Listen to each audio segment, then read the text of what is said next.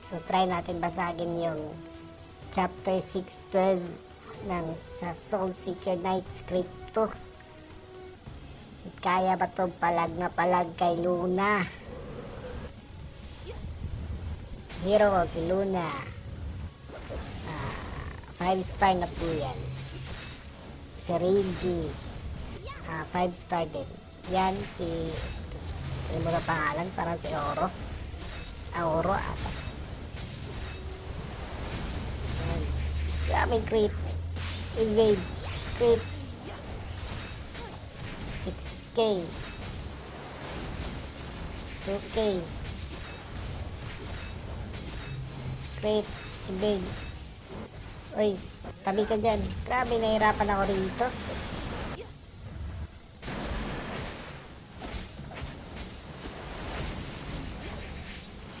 Try ko sana pag ano eh.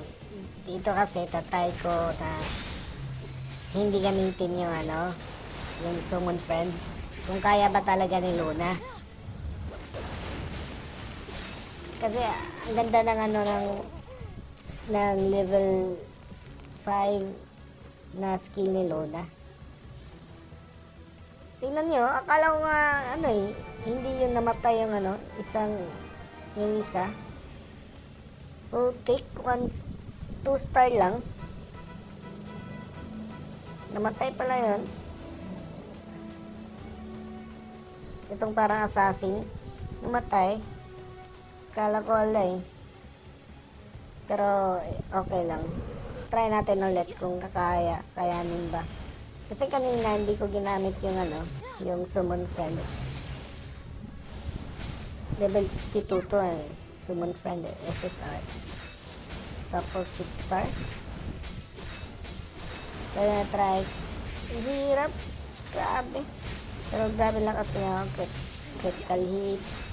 Critical hit. Grabe. Grabe palag si Luna. Tabi ka dyan, Luna. Boom. Muntik lang. Mamatay si Luna.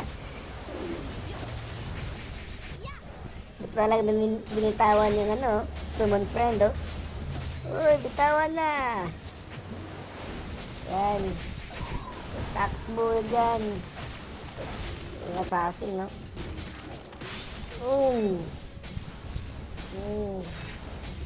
Shield mo, Luna. Yan. Diba? Wala naman patay, diba? Pero 2-star. 2-star. Walang patay 2-star. Putik talaga, oh. Ginagalit ako ng 612. Kaya, pansin nyo ba? 77k yung ano ko. Tapos, itong ano, 612, 79 ata. 79k na CP niya. Palag-palag pa rin eh. Itong healer ko, malakas din yan. Nabitawan na talaga yung summon friend. Kaya ba? Kaya ba? Lakas eh. 6-star na naman. Diba? Yun. Yun. Conclusion, maghanap kayo ng malakas na